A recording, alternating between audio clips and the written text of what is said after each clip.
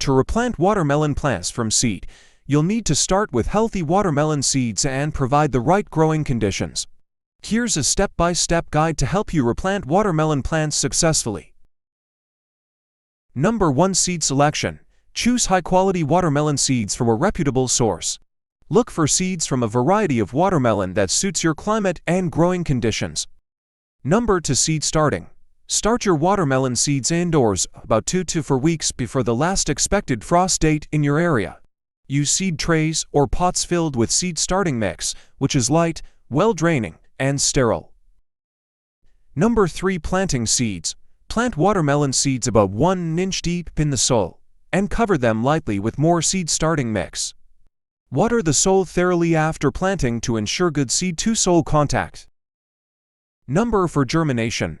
Place the seed trays or pots in a warm location with temperatures around 75–85 degrees Fahrenheit 24–29 degrees Celsius.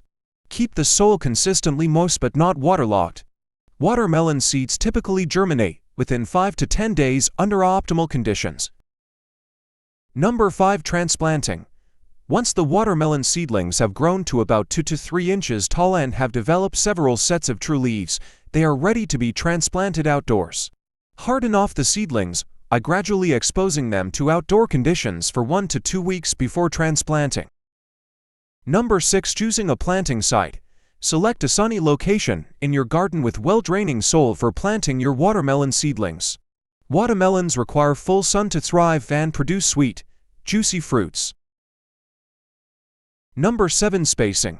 Space your watermelon plants about 2 to 3 feet apart in rows, with 4 to 6 feet between rows. Give each plant plenty of room to spread out and grow. Number 8. Soil preparation.